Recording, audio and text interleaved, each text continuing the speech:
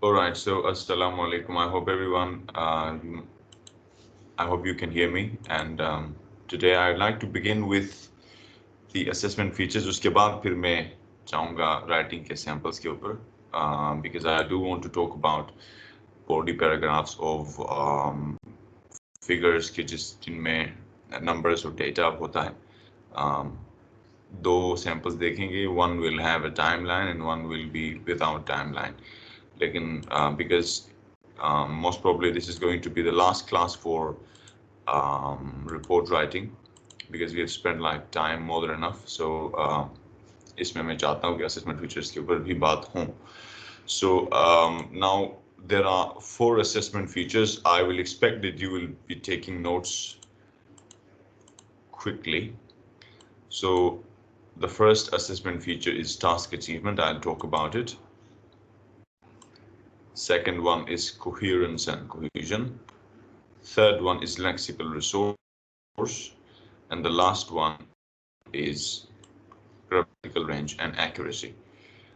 This is the official file of marking criteria. So I'll try to explain things from this file so that you could know that what are the things that you need to focus on. Now, just like speaking module, writing module is also actually an average score of 4 different criterions. Now the first one is of course task achievement, and by the way, this task achievement is the assessment feature which is different in task number 1 and task 2.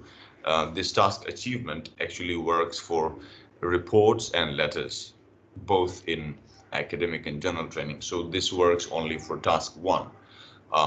All the other 3 assessment features, coherence and cohesion, lexical resource, and grammatical range and accuracy, all of those 3 work for both the task 1 and task 2. So coherence and cohesion, lexical resource, grammatical range and accuracy, those 3 are also applicable for essay writing, that is your task 2. However, for task 1, all these 4 assessment features are the ones which we are going to discuss and which are going to impact on your band score. Now, like speaking module, every assessment feature has its own 9 band score. So for example, the first one is task achievement. Now the title or the name of the assessment feature itself tells what this is all about, because you will have to achieve the task which is given to you. Now, in order to reach a band 9 level, you will have to fully satisfy all the requirements of the task. You will have to fully satisfy. In other words, if a question asks you to summarize, you should show something in the context that, for example, let's say you should respond to this particular assessment feature. For example, yesterday we were talking about the maps, and the day before yesterday we talked about the process diagrams. And if there is a body paragraph, and if you have not summarized, rather you have gone for the details of every single step and you didn't write it precisely, now that does not make it a summary. So now you are not satisfying all the requirements. So for that purpose, you will have to be very careful about what are the demands of a question. Now in maps and in process diagrams, we usually don't skip information, rather we try to precisely jot it down. However, when it comes to the body paragraphs of the line graphs and the bar graphs and pie charts and tables, the ones which have numbers and figures and data in them, we do skip some information, particularly when there's a lot of it. So that is one assessment feature, so you'll have to do that. The other assessment feature, when it comes to your task number 1 report, of course, is to compare or to make comparisons where relevant. And when we say comparisons, we mean to talk about similarities and both differences both. So if you're not responding to 2 of these tasks which are given to you, of course, then it's of no use. So your primary focus should be summarization and comparison. This is how you are going to approach the task. So that is one thing that we are going to take care of. However, that's not the only thing that you're going to do. Of course, there are other requirements of the task which you are going to take care of. For example, they usually ask you to write in at least 150 words. Of course, you're going to take care of that as well. If you're writing like a report of around 125 words or 120 words, so of course that's not something which will let you get a good band score. Not only that, but also you should also take care of the maximum number of words that you write. The higher is the number, the higher is the risk of losing band score. Now, another thing when it comes to the requirements is whenever you write a report, again, any form of writing, whenever and wherever it is, you'll have to have an introduction and a body and an overview or a conclusion. So you shouldn't be missing any paragraphs. So that's what it's all about. Now, fully satisfies means you take care of these requirements throughout the answer. For example, in one body paragraph, you do take care of the assessment features, and in the other one, you just go randomly. That's what usually harms the students' band score, because they do not remain persistent in responding. For example, in one body paragraph, let's say they summarize and compare some of the features, and in the other one, they forget to compare the necessary or the significant features. Now that's what disturbs their band score. The other one, the second bullet point in the 9 band score level, is clearly presents a fully developed response. So now you should be getting the idea that when it says clearly presents a fully developed response, now it means that you are going to have a clear introduction, a clear overview, and a clear body paragraph. By clear, I mean that you are not confused in the selection of figures. For example, in overview, you are giving preference to some particular figures, and in the body paragraphs, you are ignoring them. So it means that you are not actually presenting a clear transition, because if you are giving preference to some particular elements or ideas in overview, and you're not explaining them or describing them in your body paragraph, so they are not aligned. So there is no relation. There is no, I would say, correspondence between them. So it should be a one body answer. By one body answer, I mean that if someone starts reading from your introduction and till the last paragraph, till the last sentence, till the last word, one should not feel digressed. Digressed means कि वो अपने आप को भटका हुआ ना feel करे. So it should be an aligned answer. बिल्कुल एक ही track पे. So it should be focused. So basic to focus होगा, it would be on making a summary sort of, and to make comparisons where relevant. And of course, how are we going to compare similarities and differences? In the maps, it is the differences that come that are there after a certain period of time. And in process diagrams, the difference is in the number of stages, or the type of elements, or the number of elements that we use, right? And in the process diagrams and maps, in the cycle diagrams, it's the same thing. And when it comes to the tables and bar graphs and line graphs and pie charts, then the comparisons are usually among the highest and the lowest figures. We did talk about these ideas even in the initial classes. So the highest and the lowest, even when there are two highest figures, we will be comparing them.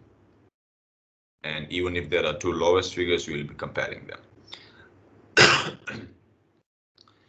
So That is what a 9-band score demands. Now, this is a very general idea if we talk about fulfilling tasks or fulfilling, or satisfying the requirements of the task. Now, in order to understand 9, you will have to understand what 8 and 7 demand, because this is actually one gray zone. From 7 to 9, it's not much different. It's just one gray zone. You will not find a lot of differences. So let's see what are the demands of band score 8. So as you can see, the first bullet point asks for covering all requirements of the task sufficiently. It is exactly the same as band score 9. That is, fully satisfies all the requirements, and it covers all requirements. So now it is some sort of an abstract idea. I mean, fully satisfying and not fully satisfying, it really is a subjective idea, so which only the examiner can decide. However, as we move down the scale of band scores, you will feel the difference, that how can you stand out from others by getting 7 or more, because the differences are written in band score 6 scale or band score 5 scale, and related stuff. Now, the second bullet point is presents, highlights, and illustrates key features, bullet points clearly and appropriately. So once again, it is exactly like the 9-band score, but with a more detailed explanation. So you'll have to present, highlight, and illustrate key features or bullet points clearly and appropriately. Appropriately means, of course, you're not going to choose the figures which are not prominent, which are not significant. For example, let's say if you are going to choose 4 figures out of let's say 7. So of course you're going for the maximums and the minimums. And you might not want to go for minimums sometimes because you might not need them, but you can never skip the maximum figures, right? And do keep it in mind. So for example, in a situation, and you will have to choose only 4 figures, and there are, let's say, 7, 8, 9, 10. So if you go both for the maximums and the minimums, it becomes 8, let's say, or it becomes 6. Then what you would do is you would just go for the maximums, or maybe the top one and the second highest ones. And you might want to drop the minimum figures if there are lots of figures, if there are lots of numbers, but you would never ever be able to drop the maximum ones, the highest ones, the top ones, because those are rather more significant than the minimum ones. So you will have to see that how many sentences can you write, so accordingly whether you're going to choose this choose the lowest figures or not. But let's say if someone drops and skips the highest figures and goes for the lowest ones, that's not appropriate, not acceptable. So such a student will of course lose a lot of band score.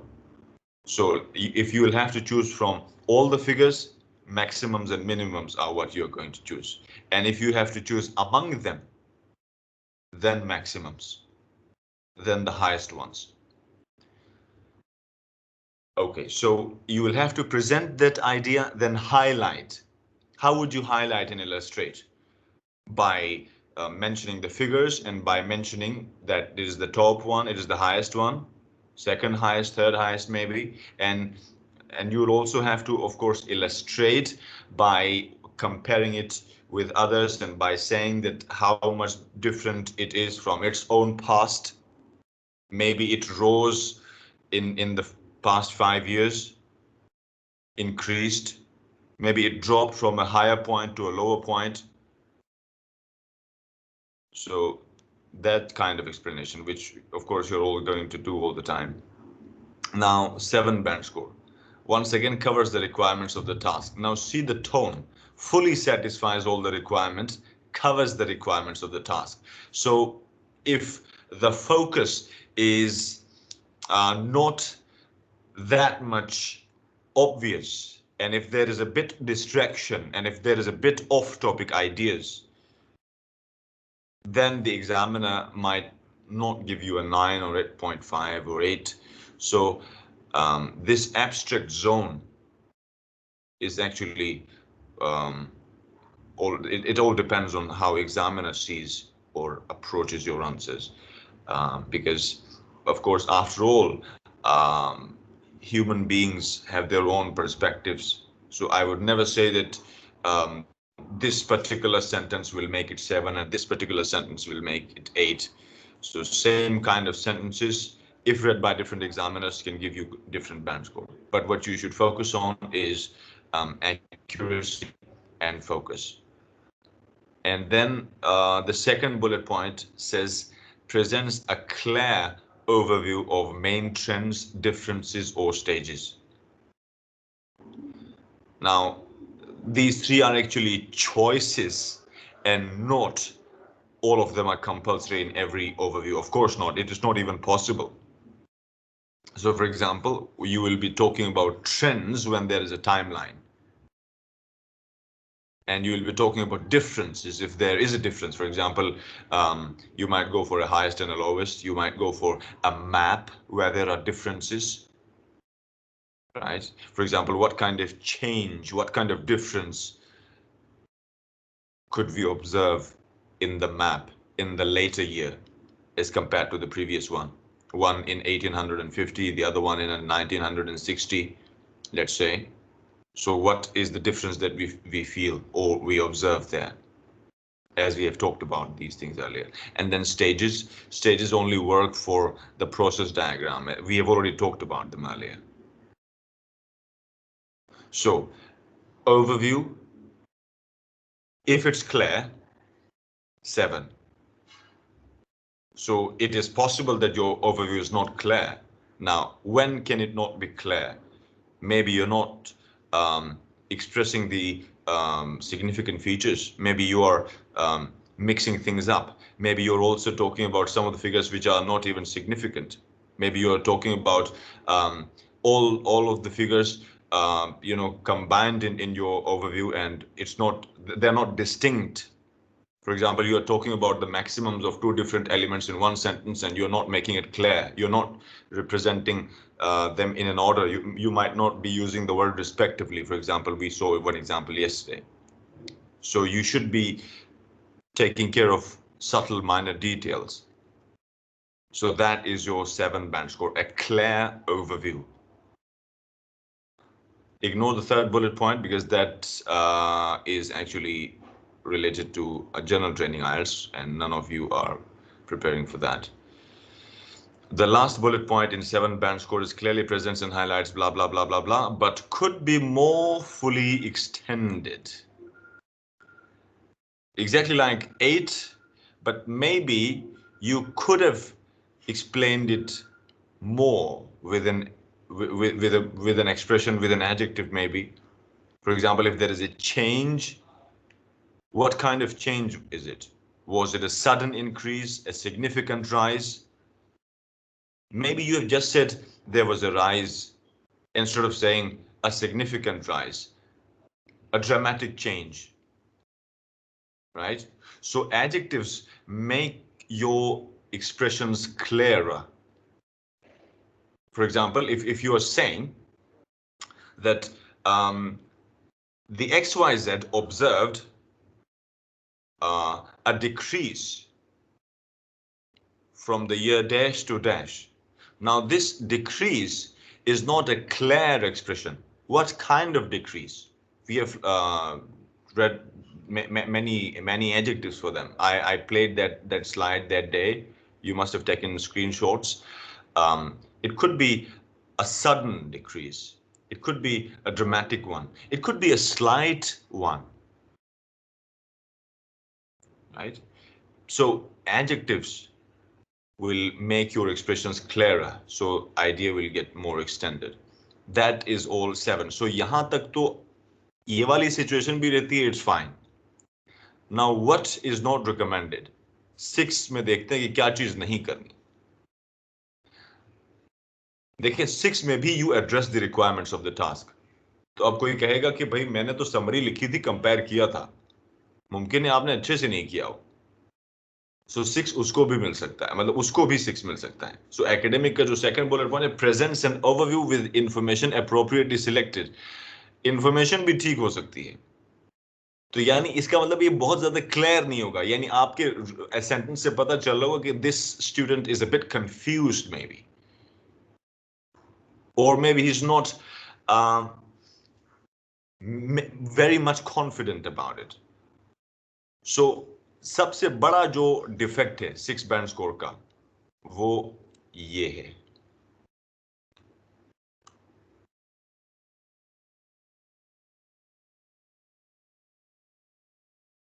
irrelevant, inappropriate और inaccurate. inaccurate कौन से numbers हो सकते हैं या कौन सा data हो सकता है? वहां पे 1000 है और 1100 है और उसके बीच में नंबर आया हुआ है और आप उसको 1050 कह रहे हैं। मैंने उस दिन भी बात की थी कि वहां पे we should try to relate it to the figures which are already there. Plus मुमकिन है कि आपसे वैसे ही गलती हो गई हो, नंबर लिखा हुआ आपने कोई और नंबर लिख दिया। Plus irrelevant and inappropriate. Irrelevant वो है which are not significant.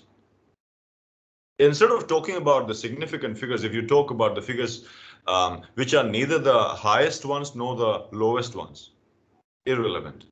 तो ऐसी चीजों में बातें ना करें। सो फोकस रखें बस। ये सटल सा डिफरेंस है टास्क अचीवमेंट पे। मेरा नहीं ख्याल कि यहाँ से नीचे देखना चाहिए। वैसे सिर्फ जो एक दो बातें और हैं,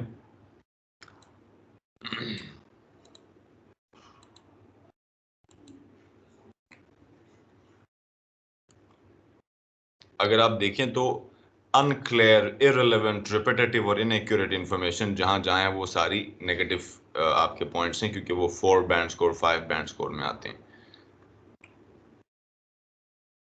अच्छा, एक ये वाला मैं जानबूझ के मैं पढ़ना चाहता हूं, जो 2 बैंड स्कोर के आगे एक चीज लिखी हुई है, answer is barely related to the task.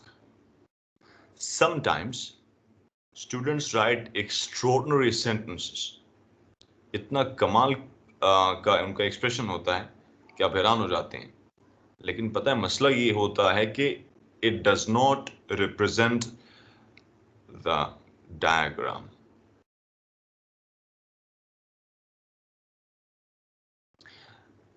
ये मैंने आज तक ये कभी क्लास में नहीं पढ़ा। I am reading this for the first time.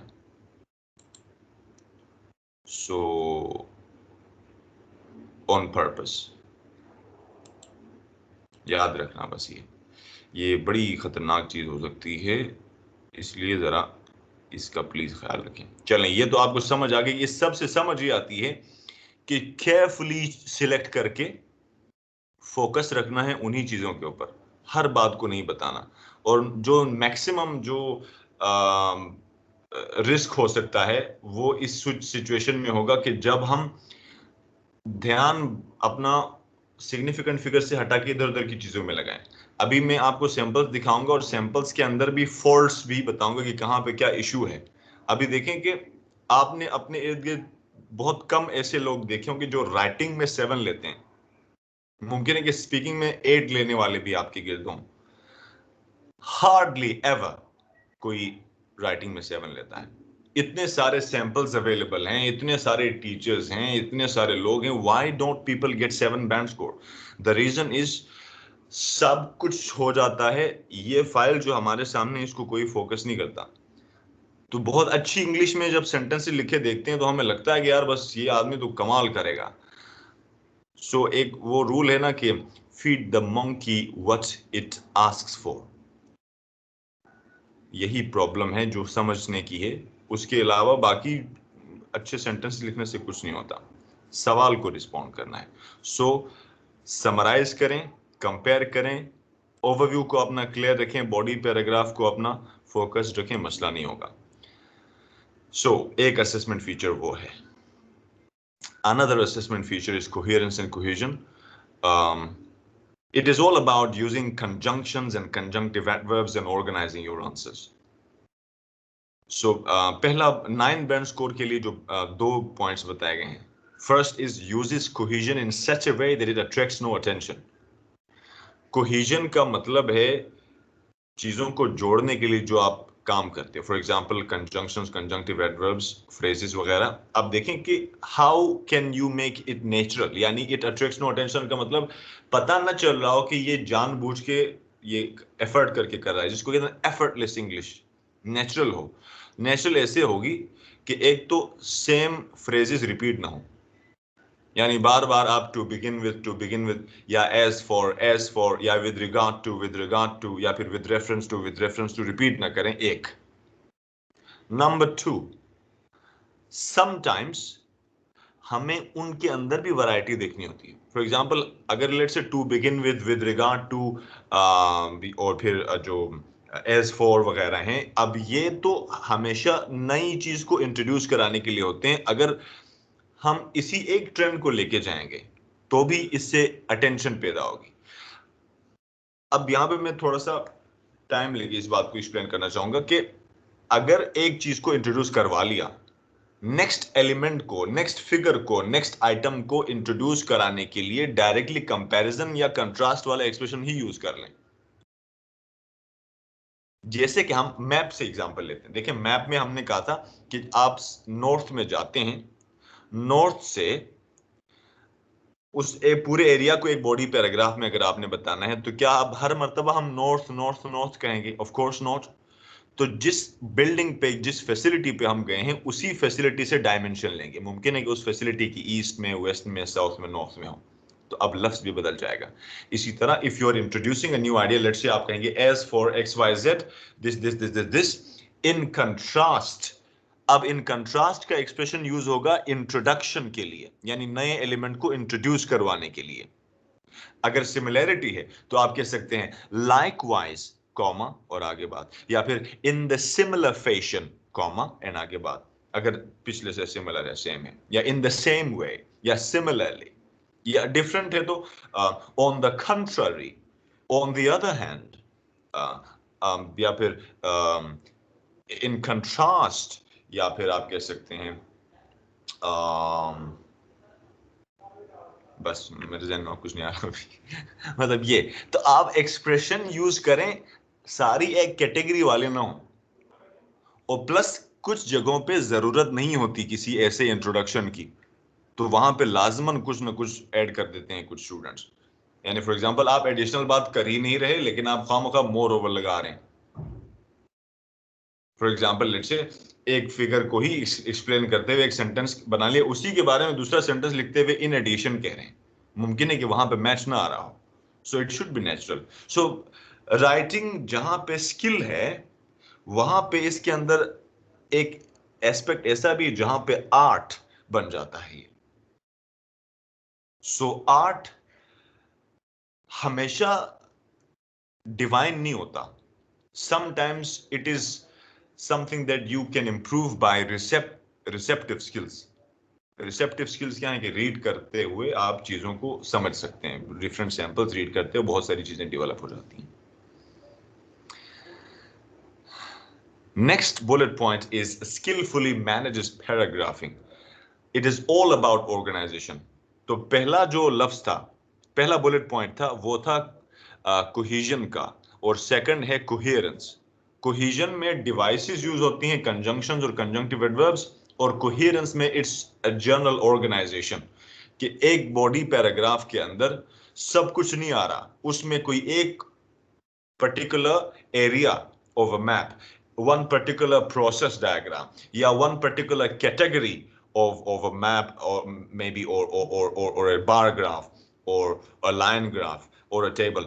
It's not necessarily just one category, maybe 2 or 3 categories, but not all of them. Let's say if you're going for all the categories, then only the maximums in one body paragraph and the minimums in the other. There must be some categorization. Randomly ना हो कुछ भी. सो कोई ना कोई reference तो लेना पड़ेगा.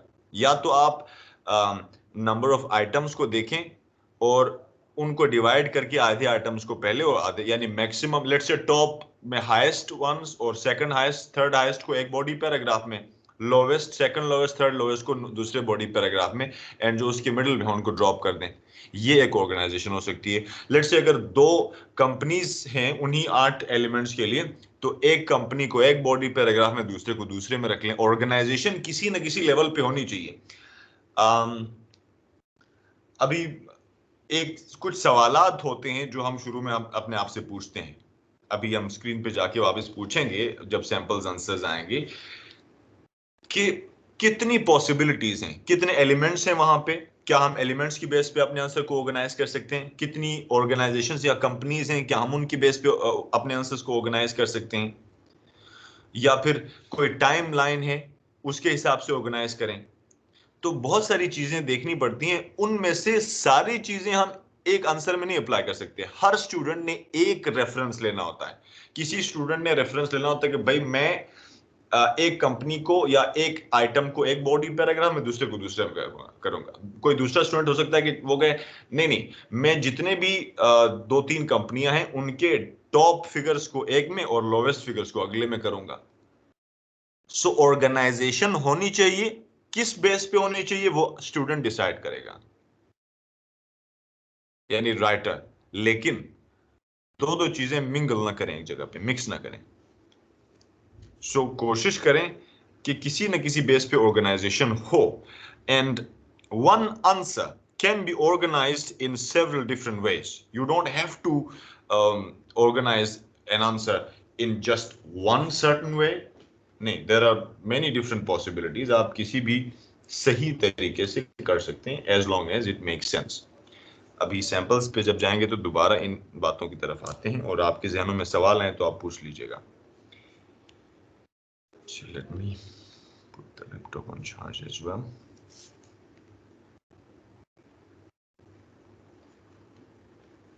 किधर है भाई?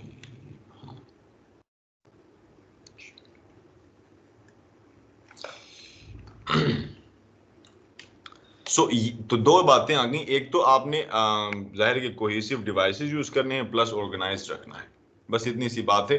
जैसे कि क्या एग्जांपल्स हो सकती हैं, मतलब जैसे ये ऑर्गेनाइजेशन या कोहेरेंस एंड कोहेजन के लिए, लेट्स से अगर कोहेसिव डिवाइसेस की बात करें तो हमने जो टू बिगिन विथ भी एक कोहेसिव डिवाइस है, इन कंट्रास्ट भी कोहेसिव डिवाइस है, on the one hand and on the other hand भी कोहेसिव डिवाइस है, ओवरऑल भी कोहेसिव डिवाइस है, इस तरह से however भी कोहेसिव डिवाइस है, because since therefore ये सारे कोहेसिव डिवाइसेस हैं, ये आपके आंसर्स को आपस में जोड़ते हैं। अच्छा, बल्कि अगर आपको कल वाला मैप अगर याद हो तो हमने एक बॉडी पैराग्राफ के बिल्कुल शुरू में to the north of the river, और दूसरे बॉडी पैराग्राफ के बिल्कुल स्टार्ट में टू द साउथ। तो ये ना सिर्फ कोहेजन हो गई बल्कि कोहेरेंस भी हो गई। कोहेजन तो इस वजह से कि वो devices, phrases, adverbial phrases use हो गए जो कंजंक्टिव एडवर्ब्स हैं, साथ में वो दो आपस में कनेक्ट भी हो गए कि पता चला कि अच्छा इस बॉडी पैराग्राफ में ये पोर्शन, इसमें ये, सो इट वाज ऑर्गेनाइज्ड। अच्छा, नाउ अच्छा, ये 8 बैंड स्कोर के लिए क्या चीजें हैं? Sequences information and ideas logically, जाहिर है, मतलब वन सेकेंड ऑर्गेनाइजेशन है। जैसे मैप की मिसाल ले लें, जैसे प्रोसेस डायग्राम की मिसाल ले लें, जैसे आज हम अपने बाकी बार ग्राफ वगैरह देखेंगे उनकी मिसाल ले लें, कि ये हो ही नहीं सकता कि आप रैंडमली बातें करें। ये बात में ऊपर एक्सप्लेन करके आगे एक बॉडी पैराग्राफ में किस किस्म की इंफॉर्मेशन आएगी, दूसरे में अलग किस्म की आएगी, वो डिसाइड कर लें तो वो सीक्वेंस बनेगा। जैसे सीक्वेंस है कि एक में आपने नॉर्दर्न पार्ट, दूसरे में सदर्न पार्ट, लेट्स से एक में मैक्सिमम्स, दूसरे में मिनिमम्स। और अगर प्रोसेस डायग्राम है तो ऑफ कोर्स उसमें तो सीक्वेंस नेचुरली आ जाती है। manages all aspects of cohesion well, once again वही बात है cohesion वाली जो अभी मैंने ऊपर conjunctive adverbs, conjunctions वगैरह की बात की, using paragraphing sufficiently and appropriately, 8 और 9 बिल्कुल वही बातें हैं, just they have explained it in different words। मैं already explain कर चुका हूँ। 7 यानी 8 और 9 क्यों नहीं आएगा? इस वजह से 8 और 9 नहीं आएगा, ये मसला है। या तो किसी ने कोहेसिव डिवाइसेस को कुछ ज्यादा ही यूज किया, ऑलमोस्ट हर सेंटेंस में उसको रख दिया, या फिर किसी ने बहुत कम, ओवर यूज या अंडर यूज, ये आपको 7.5 से 8 से 8.5 से रोकेंगे। यानी उस सूरत में भी यूज फिर भी कर चुके हैं, मतलब ये नहीं कि बिल्कुल ही ना किया हो तो आपको मिल गए 7, you will have to use them. तो अब यहां पे बस इतना जहन में रखिएगा कि कोई fix number of cohesive devices नहीं कि जो हमने यूज करने हो, बस जहां पे बनते नहीं हो वहां पे उसको इंट्रूसिव ना बना लें, बाहर से उसको इन्फोर्स करके ना घुसाएं उसमें, इन सिंपल वर्ड्स। बाकी 7 के लिए भी आपको क्लियर प्रोग्रेशन चाहिए। क्लियर प्रोग्रेशन ये है कि मैं फिर उसी तरह से एग्जांपल दूंगा कि अगर कोई आपका आंसर पढ़े, आपके आंसर की शुरू से लेकर आखिर तक कोई ऐसी सिचुएशन ना आए कि जिसको हम, अच्छा सॉरी, 1 मिनट रुकना जरा, लेट मी जस्ट 1 मोमेंट।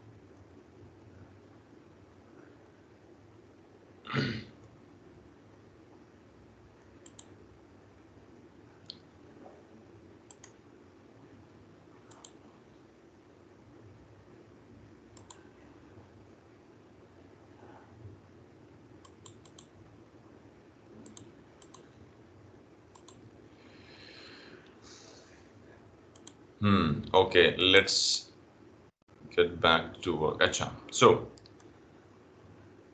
हाँ, so I was talking about, हाँ, there is clear progression. ये है कि let's say if someone starts reading your answer till the end of your answer, उसको ये ना लगे कि आप कहीं पे ऑफ टॉपिक चले गए हैं, कहीं पे आप फोकस खो चुके हैं। बस ये फीलिंग डेवलप होनी चाहिए, और ये फीलिंग डेवलप तभी होगी जब वो ऑर्गेनाइज्ड आंसर हो और उसमें सिर्फ सिग्निफिकेंट चीजें हों।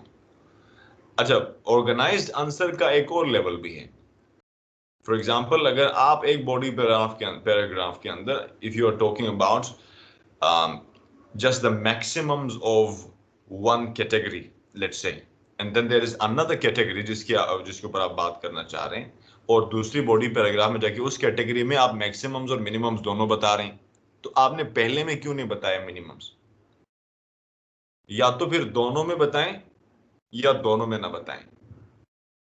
तो वो एक एक फ्लो होना चाहिए, बीच में बम्स ना आए, स्पीड ब्रेकर्स ना आए। अच्छा, ये 7 तक ये बातें हैं कि जिसमें आप इन चीजों का ख्याल रखेंगे। अब 6 क्यों आते हैं?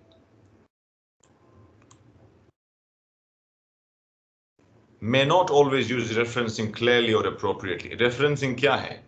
जो फिगर्स हैं उनको मेंशन करना। मैंने कल भी कहा था कि मेरा अपना ओपिनियन ये है कि जो फिगर्स नहीं लिखे हुए आपके मैप के ऊपर या किसी भी सॉरी डायग्राम के ऊपर, तो उनको गेस में ना लिखें। अबाउट और अराउंड के साथ भी उनको ना ही लिखें तो अच्छा है। और मतलब ये मेरा ओपिनियन से मुराद कि there are 2 opinions among teachers, and I believe in this one, कि जिसमें जो नंबर लिखा है उसी को ही रेफरेंस के तौर पे लें, and don't mention the number which is not there. ये है रेफरेंसिंग का क्लियर होना। तो लेट्स से कि मैंने जैसे थोड़ी देर पहले मिसाल, एक और मिसाल ले लें, 1000, 2000, 3000 इस तरह से डिफरेंट फिगर्स लिखे हुए मिसाल के तौर पे, और अगर वहां पे 2000 और 3000 के बीच में एक फिगर है, लेकिन इट्स क्लोजर टू 3000, तो अब हम उसको 3000 के साथ रिलेट करेंगे। approximately, nearly 3,000, instead of saying 2,700. Because 2,700 is not written on the diagram, so why would someone write it? तो अगर किसी सैंपल में भी है, फिर भी I disagree.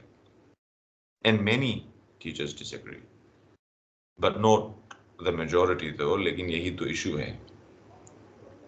अब राइटिंग में भी बहुत सारी चीजें ऐसी हैं जिसके ऊपर डिफरेंट ओपिनियंस हैं लोगों के, और मैं दोनों को डिस्कस करके बताऊंगा कि मैं जिस बात पे बिलीव कर रहा हूँ वो क्यों कर रहा हूँ और क्या उसकी वजूहात हैं. अच्छा, और ये भी एक मसला है, कोहेजन विद इन एंड और बिटवीन सेंटेंसेस में भी फॉल्टी और मैकेनिकल.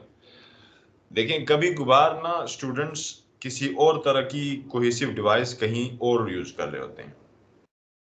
वो कोई चीज इंट्रोड्यूस करवाना चाह रहे होते हैं और वो कोई ऐसा एक्सप्रेशन यूज करते हैं जिसका इंट्रोडक्शन से कोई ताल्लुक ही नहीं होता. खामखाई कहीं पे पहले ही बॉडी पैराग्राफ में मोर ओवर कह दिया, क्योंकि उनको पता चला था कहीं से कि एडिशनल बात करें, नई बात या अगली बात करने के लिए मोर ओवर लगाना है. तो पहले बॉडी पैराग्राफ में ही पहली ही लाइन में मोर ओवर लगा दिया. भाई पहले कुछ बताया ही नहीं तो मोर ओवर कहां से आएगा? सो ये छोटी मोटी जो मिसअंडरस्टैंडिंग्स जो बच्चों को होती हैं उस वजह से भी एक मसला आ सकता है. ये मैकेनिकल का जो टर्म यूज हुई है वो भी यही है कि मतलब उसने कॉन्टेक्चुअलाइज किया ही नहीं, उसने बस देखा रोबोटिक वे में कि इन एडिशन, मोर ओवर वगैरह जो है नई बात करने के लिए इस्तेमाल होते हैं, तो उसने शुरू में ही जो नई बात थी उसमें लगा दिया. ये बिल्कुल ऐसे है जैसे गूगल ट्रांसलेट है. तो ऐसी चीजें वहां पे आपको थोड़ा सा you will have to use your common sense of course. लेकिन 6 लेने के लिए भी 1 सेकेंड ये बातें जरूरी हैं जो कोहेरेंस बहरहाल हो, एक ओवरऑल प्रोग्रेशन बहरहाल हो. इससे नीचे बस जाहिर है कि मसाइल होंगे, जिससे लैक ऑफ रेफरेंसिंग 5 लेके आ सकती है, जिसमें आपने नंबर्स फिगर्स यूज ही ना की हों. तो बस ये बातें हैं.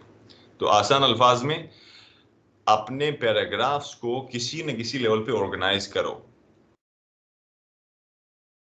और कैटेगराइज करो इन अदर वर्ड्स, और कोशिश करो कि मुनासिब कोहेसिव डिवाइसेस हों, और जहां पे ना बनते हो वहां पे उनको ना यूज करें.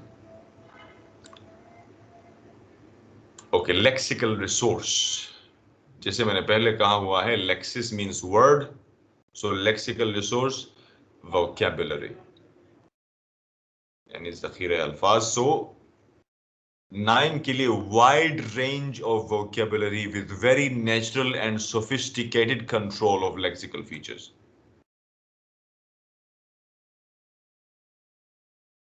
इसके लिए ना आप यूं समझिए कि स्पीकिंग में ना ये चीजें उस तरह से नहीं होती जिस तरह से राइटिंग में हम एक टारगेट है जिसको अचीव करना होता है. अब जब हम कह रहे हैं कि स्पीकिंग और राइटिंग में एक डिफरेंस है, तो उसकी रीजन ये है कि देखें, अगर स्पीकिंग में सिर्फ 150 वर्ड्स बोलने होते हैं ना, तो भी स्पीकिंग बहुत कमाल की हो सकती थी. राइटिंग का कोई भी सेंटेंस कोई भी शख्स पहली ही अटेम्प्ट में बेहतरीन नहीं लिख सकता, चाहे वो नोम चॉम्स्की ही क्यों ना हो, all the way from the US. तो राइटिंग असल में होती ही केयरफुली है. सेंटेंस एक भी हो बहुत इंपॉर्टेंट होता है. Don't take any sentence for granted, चाहे इंट्रोडक्शन है, ओवरव्यू है, बॉडी पैराग्राफ है. अगर एवरेज लिया जाए ना, तो एक स्टूडेंट रिपोर्ट राइटिंग के अंदर 12 सेंटेंसेस लिखता है. इमेजिन करें सिर्फ 12 सेंटेंसेस लिखने हैं, तो एक दूसरे सेंस में देखा जाए तो you have like 1.5 minutes for just one sentence. तो हम उसको कितना केयरफुली लिख सकते हैं, बहुत ही एहतियात के साथ. तो सोच समझ के लिखें, फ्लो में चुपचाप लिखते ना चले जाएं. 12 भी में मतलब शायद एग्जैजरेट कर गया. यूजुअली इंट्रोडक्शन, ओवरव्यू में 2 सेंटेंसेस होते हैं, नॉर्मली यही होता है. एंड फिर बॉडी पैराग्राफ्स में नॉर्मली 4 या 5 sentences each, sometimes 4, sometimes 5 to 10, 11, 12, 10, 11, 12, 9, 10, 11, 12. अगर सेंटेंस लेंथी होंगे तो of course you would find it quite easier to just finish your ideas within 4 sentences. So एक भी सेंटेंस लिख रहे हैं उसको सोच समझ के आराम से लिखें ताकि जितनी वोकैबुलरी है उसको इन्वोक किया जा सके और उसको इंक्लूड किया जा सके अपने आंसर्स में। अगर चुपचाप फ्लो में लिखेंगे ना तो कभी भी अच्छी वोकैबुलरी में नहीं, जो भी बस जल्दी में पैनिक में जो भी जहन में आ गया बस लिख दिया।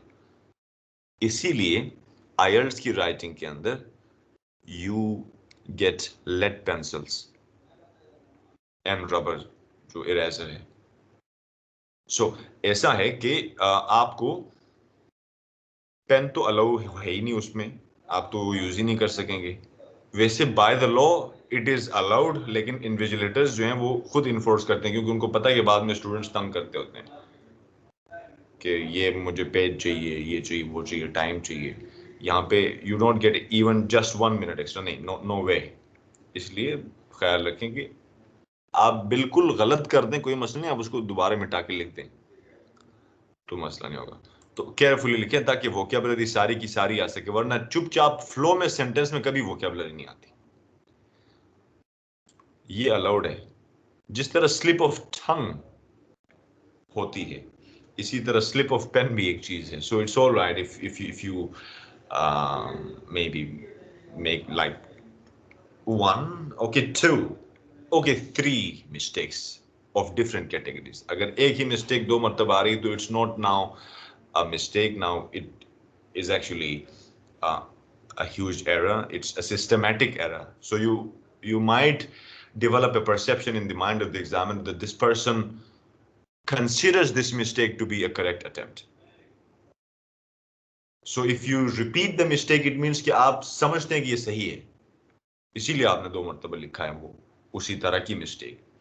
सो वो उस तरह की मिस्टेक मुमकिन है कि स्पेलिंग मिस्टेक हो किसी वर्ड की, it could be a mistake related to the usage of a word. And by the way, it is better to not use the same word again. And same word से मुराद I am not talking about the usual words के जो जिनके बगैर sentence नहीं पूरा होता, is, am, are, has, have, the, and वगैरह, ये तो of course I am talking about the nouns and the verbs जो questions के साथ change होते हैं, distinct होते हैं, उनकी repetition ना ही हो तो अच्छा है, ताकि अगर कहीं पे किसी एक में मिस्टेक हो भी गई है तो उसको स्लिप कंसीडर किया जाए। अगर वही वर्ड दोबारा यूज कर रहे हैं और वो गलत आपके जहन में तो जाहिर है कि मसला तो है। और वैसे भी रिपीटिशन अगर सही भी हो तो भी इट इज डिस्करेज्ड, अच्छी बात नहीं है। सो आसान अल्फाज में वोकैबुलरी वाइड रेंज होनी चाहिए, यानी वैरायटी होनी चाहिए। और वैरायटी का मतलब है कि वाइड रेंज का मतलब है कि उसी बात को एक्सप्रेस करने के अलग अलग तरीके आने चाहिए। तो जो कॉमन वर्ड्स हैं वो आप सैंपल्स के अंदर से ही सीख लेते हैं, और कुछ फ्रेजेस और वर्ड्स में भी अपलोड करता रहा हूँ जहाँ जहाँ ज़रूरत पड़ी है। जो आपके आंसर्स होंगी उनके फीडबैक में भी होगा। I was going through some answers, so that's why I am going through this class today. अच्छा, जो 8 बैंड स्कोर के लिए uses a wide range of vocabulary fluently and flexibly to convey precise meanings. बात वही है जो ऊपर थी, सोफिस्टिकेटेड कंट्रोल। अब इसलिए टाइम नहीं लगाऊंगा कि वो तफसीलन बयान हो चुकी। Skilfully uses uncommon lexical items but there may be occasional inaccuracies in word choice and collocation. अच्छा, अनकॉमन लेक्सिकल आइटम्स यानी जो लेस फ्रीक्वेंट वर्ड्स हैं, ऐसे अल्फाज जो आमतौर पे यूज नहीं होते। जाहिर है कि एक रिपोर्ट या ऐसे के अंदर जो अल्फाज होते हैं वो स्पीकिंग में कभी नहीं आते। एक स्पीकिंग का जो सैंपल होगा उसमें इस तरह की डिमांड होगी तो उसका कॉन्टेक्स्ट कुछ और होगा, उसमें इडियोमेटिक एक्सप्रेशंस की डिमांड होगी। यहाँ पे एकेडमिक एक्सप्रेशंस की है जिसको हम पहले देख चुके हैं। वो जो वोकैबुलरी जो आप पढ़ रहे हो सैंपल्स में, जो टेम्पलेट्स में, जो फ्रेजेस में, वही है। यहाँ पे कोई उस किस्म की वोकेबलरी की बात नहीं हो रही कि जो आप शेक्सपियर के नॉवेल्स में देखते हो, और सॉरी नॉवेल्स तो उसने लिखे नहीं, ड्रामाज में। सो अनकॉमन होना लाजमी है, लेकिन उनका इस्तेमाल सही जगह पे skilfully. Sometimes student learns a word and उसकी जनरल मीनिंग को जहन में रख के मैकेनिकल यूज करता है उसका। इसकी छोटी सी मिसाल ये है कि लिटिल, स्मॉल, शॉर्ट, ये तीनों चीजें सिनोनिम्स हैं, लेकिन एक दूसरे के साथ मैच नहीं होते। इसी तरह मॉडर्न, फ्यूचरिस्टिक, न्यू, लेटेस्ट, ये हमेशा एक कॉन्टेक्स्ट में यूज नहीं होते, हालांकि कुछ कॉन्टेक्स्ट में हो सकते हैं। So even when you are choosing synonyms you should be careful कि कहीं पे ऐसा ना हो कि कोई ऐसा वर्ड यूज किया जो आपको लगता है कि उस जगह पे फिट हो रहा हो लेकिन ना हो रहा हो। तो ये तो it's all about your exposure and awareness. Objective cases में देखा जा सकता है कि किसी सेंटेंस में आपने कोई गड़बड़ तो नहीं की। ओकेजनल इनएक्यूरेसीज हो सकती हैं। ओकेजनल इनएक्यूरेसीज आर स्लिप्स, जो हमने ऊपर भी बात की है। सो ओकेजनल ही हो तो अच्छा है। एंड कोलोकेशन में भी ओकेजनल इनएक्यूरेसीज ही अलाउड है। कोलोकेशन क्या है? अगर आपको याद हो तो मैंने आपको 2-3 दिन पहले या कल या परसों एक छोटी सी असाइनमेंट दी थी, जब मैंने आपसे कहा था कि पेज नंबर 100 एंड समथिंग में कुछ सेंटेंसेस हैं जो ये रिपोर्ट राइटिंग के लिए यूजफुल हैं, जेल के जो चैप्टर्स मैंने अपलोड किए हैं। अब वहां पे वो पूरा वो जो 5-4 पेजेस हैं वो सारे कोलोकेशंस के ऊपर हैं। वहां पे आप डिटेल भी देख सकते हैं, लेकिन अगर प्रिसाइसली मैं आपको बताऊं तो कोलोकेशन है कि what two words go together usually in English. So जो कोलोकेशन के मुताबिक इंग्लिश नहीं होती वो इनकरेक्ट नहीं होती, लेकिन it's not appropriate most of the times. Sometimes it could be considered incorrect अगर बहुत ज्यादा ब्लंडर के लेवल पे चली जाए। एक छोटी सी मिसाल, जिसे हम ये नहीं कह सकते कि he is speaking lies। Speaking भी बोलना है, टेल भी अक्सर बोलने के ही मीनिंग में आता है, लेकिन हम कहेंगे speak the truth, tell the truth, लेकिन ही इज टेलिंग अ लाई कहेंगे, स्पीकिंग अ लाई नहीं कहेंगे। ट्रूथ के लिए दोनों यूज हो रहे हैं, लाइज के लिए एक यूज हो रहा है, दूसरा वाला लगाएंगे तो कोलोकेशन नहीं है। कोलोकेशन का मतलब कि कोलिक्वल लैंग्वेज नहीं है, उस तरह की नहीं है जिस तरह नेटिव स्पीकर्स यूज करते हैं। इसी तरह ये कोई नहीं कह सकता कि he was describing a joke, तो वो कहेगा he is telling a joke या ही क्रैक्ड अ जोक। ये कोलोकेशन है। सो ये जो हमने एडजेक्टिव्स और नाउन्स या एडवर्ब्स और वर्ब्स देखे थे वो भी कोलोकेशन में आते हैं। For example it rose dramatically, ये भी कोलोकेशन है। इट ड्रॉप्ड ड्रास्टिकली, ये अब ड्रास्टिकली कहां पे लगेगा कहां पे नहीं लगेगा वो कोलोकेशन है, उसकी अंडरस्टैंडिंग।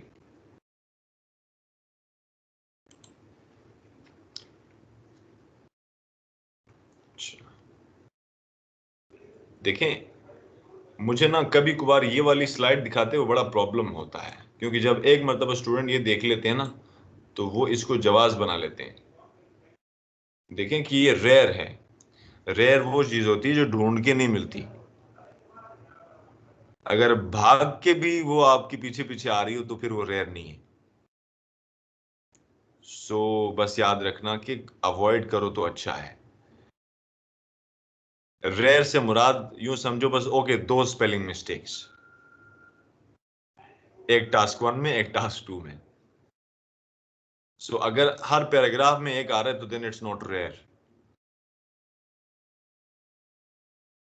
7 के लिए user sufficient 12 some useless some awareness of style and collocation many, बस ऑलमोस्ट सेम चीजें हैं। 6 क्यों है? इसलिए है सम एरर्स। तो रेयर एरर्स या ओकेजनल एरर्स को कंपेयर करें सम एरर्स, सम जाहिर है कि कुछ हैं, तो अब 7 तो नहीं आ सकेंगे। तो देखें कभी कभार बाकी सब कुछ ठीक चल रहा था, बस सिर्फ स्पेलिंग एरर्स की वजह से पूरा जो है ना फॉर्मेट खराब हो जाता है।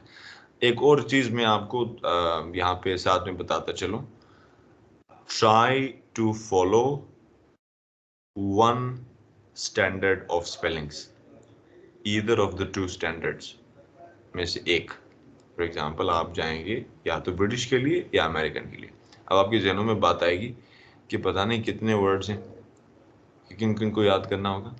Just try to learn like top 100 words, Google कर लें आपको मिल जाएंगे, और उनमें भी एक पैटर्न है, एक ढंग है जो समझना होता है, जैसे ओ यू आर और ओ आर वाली प्रॉब्लम्स, डबल एम ई और एम वाली प्रॉब्लम्स। तो ऐसी छोटी छोटी चीजें, कभी कभार एस और सी में डिफरेंसेस हैं, तो ये कोई बड़ा इशू नहीं है, बस जस्ट गो थ्रू देम और ट्राई करें कि मिक्स अप ना हो आपके आंसर्स के अंदर। यहाँ कहीं पे ये चीज़ लिखी आएगी तो मैं बताऊंगा, और एक्चुअली ये जनरली है कि हम रीडिंग के अंदर भी, लिसनिंग के अंदर भी, राइटिंग के अंदर भी स्पेलिंग्स का ये ख्याल रखते हैं कि एक ही वर्जन से हो। अच्छा देखिए, अच्छा ये क्या था, 9 8 7 6 5 लिमिटेड रेंज ऑफ वोकेबलरी। अगर आपको अल्फाज दोहराने ही पड़ रहे हैं और अच्छी वोकेब नहीं है तो बस वहां से आगे बात ही नहीं करनी। स्पेलिंग सही भी हो तो क्या फर्क पड़ता है उससे। Okay, last but of course not the least, cliché expression बोल दी मैंने। अच्छा, ग्रामेटिकल रेंज एंड एक्यूरेसी जो है ये यहाँ पे तो लास्ट में है, लेकिन मैं हमेशा इसको फर्स्ट पे रखना चाहूंगा। If I were to write an essay or a report, I would focus on grammar more than on the other ones. बाकी जाहिर है कि वो सारी चीज़ें तो इम्पोर्टेंट हैं, बट ग्रामर जो है ऐसी चीज़ है कि इसका ख्याल रखे बगैर बाकी सब चीज़ें of no use. So, wide range of structures with full flexibility and accuracy.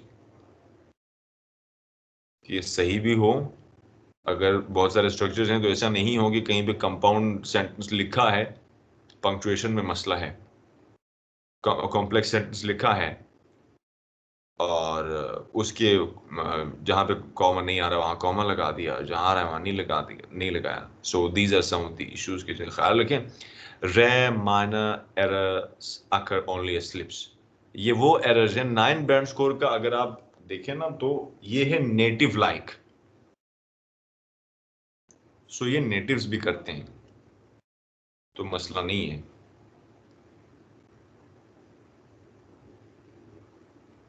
8 majority of sentences are error free, only very occasional errors, has good control of grammar and punctuation but may make a few errors।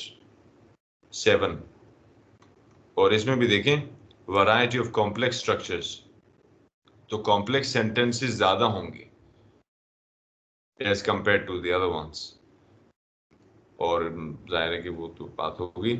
अच्छा, अब यहाँ तक 7 था, यानी जिसमें complex sentences ज्यादा हैं, variety है, अच्छी ग्रामर है, मिस्टेक्स कम है। 6, mix of simple and complex sentences, यानी मिक्स तभी कंसीडर किया जाएगा जब सिंपल सेंटेंसेस भी ऑलमोस्ट उतने हो जितने कॉम्प्लेक्स हों। Make some errors in grammar and punctuation but they rarely reduce communication, यानी जो मिस्टेक्स हैं वो इतने बहुत बड़ी मिस्टेक्स नहीं है, फिर भी 6 आएगा बिकॉज सिंपल सेंटेंसेस की तादाद बढ़ गई है। कॉम्प्लेक्स सेंटेंसेस ज्यादा होने चाहिए, 90%, 70%, 90% यूं कि 70% लेट से कॉम्प्लेक्स है तो 20% कंपाउंड है, जाहिर कंपाउंड सेंटेंस भी तो ऑफ कोर्स लिखने हैं। Uses only A limited range of structures, फिर वहां से आगे की दुनिया तो तारीख ही है कि जहां पे ये मसाइल हो। ब्लीक। सो अगर कुल मिला की बात की जाए तो ग्रामर में कॉम्प्लेक्स सेंटेंसेस पे ज्यादा फोकस होना चाहिए, वैरायटी हो, करेक्ट ग्रामर हो, टेंसेस सही हो, वोकेबलरी जितनी ज्यादा हो और रिपीटिशन ना हो और उनका सही इस्तेमाल पता हो और आंसर्स ऑर्गेनाइज्ड हों और उनमें सही कंजंक्शंस और कंजंक्टिव एडवर्ब्स यूज हुए हों और समराइज किया गया हो और कंपेयर किया गया हो। ये काम है एक रिपोर्ट का। ऐसे के लिए भी बातें यही हैं, लेकिन थोड़ा सा टास्क अचीवमेंट की जगह पर टास्क रिस्पॉन्स का वर्ड है उसमें, वो थोड़ा सा डिफरेंट है, मैं उसके ऊपर बात करूंगा।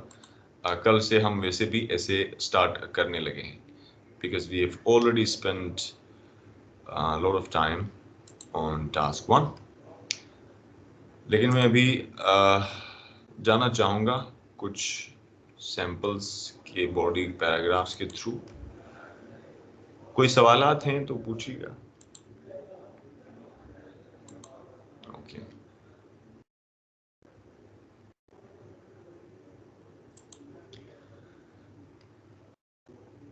ये अच्छे सैंपल्स हैं मैं जो ये यूज कर रहा हूँ अभी।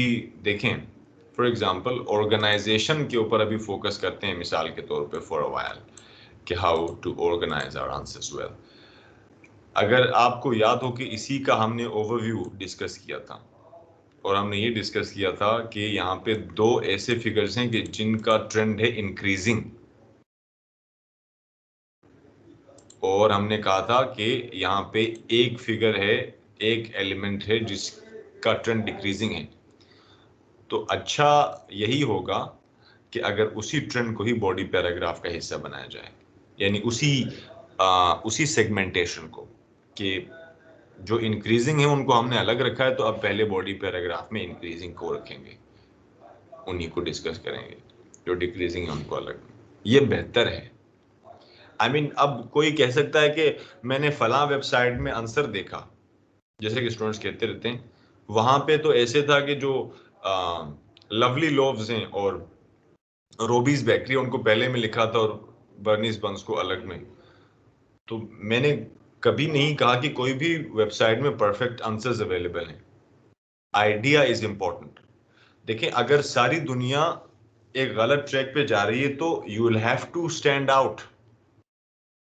मैं ये क्यों कह रहा हूं, क्योंकि राइटिंग में 7 बैंड स्कोर 2-3 महीनों में एक मरतबा आते हैं लोगों के, और जब आते हैं तो ऑर्गेनाइजेशन स्टूडेंट्स को कैंपस बुला के उनके वीडियोस रिकॉर्ड करके सोशल मीडिया पे स्पॉन्सर कर देती हैं, and it's a big achievement. तो इसका मतलब है कि जो सब कर रहे हैं उसमें सब कुछ सही नहीं है, सो कुछ तो है जिसमें गड़बड़ हो सकती है, जिसको इम्प्रूव करना है। इसी अप्रोच के साथ चलें। अच्छा, हाँ, अच्छा। सो अब पहले बॉडी पैराग्राफ में लेट्स से अगर हम इन दो को डिस्कस करते हैं जो राइजिंग अपने फॉर्मेट में, तो अब देखिए इनकी समरी कैसे बनेगी। आई मीन ऑफ कोर्स हमें सम अप करने के लिए उसको प्रिसाइसली लिखना है। We are not going to talk about every single stage. तो अब सबसे सिग्निफिकेंट जो चीज होगी उसी को, अब लेट से हम इंक्रीजिंग वालों में देखेंगे, जाहिर है कि रोबीज बेकरी जो रेड वन है ये ज्यादा टॉप पे जा रही है इंक्रीजिंग में पहले। तो इसको लेट से पहले अगर डिस्क्राइब करना चाहें तो हमने देखना है, सबसे पहले ये देखना है कि इसमें सिग्निफिकेंट चीजें कितनी हैं, यानी सिग्निफिकेंट स्टेजेस कितने आ रहे हैं जिनको आप पिक कर सकें। फर्स्ट तो यू कैन सी के, चलो बल्कि आप बताएं, मैं थोड़ी देर सुनता हूं आप लोगों से भी। अगर जो रेड लाइन रोबीज बेकरी, अगर आपको सिलेक्ट करना पड़े इसमें से लेट्स से 2 या 3 फीचर्स कि ये 2-3 चीजें इसमें प्रोमिनेंट हैं, डिस्टिंक्ट हैं, तो क्या आप चूज करेंगे? एक तो हो जाएगा हाईएस्ट ईयरली इनकम। ओके, लेकिन व्हेन? by between 2007 to 2008.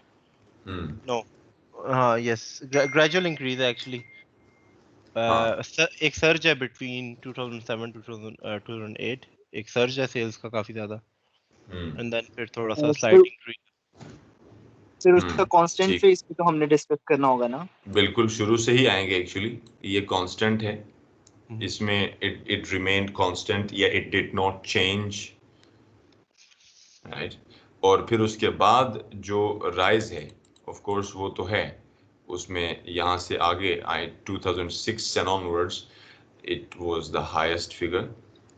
सो अब यहाँ पे अगर डिस्टिंक्टिवली अगर 2 या 3 स्टेजेस में इसको डिवाइड करोगे, ये चीजें हैं, तो कौन से आप पिक करेंगे?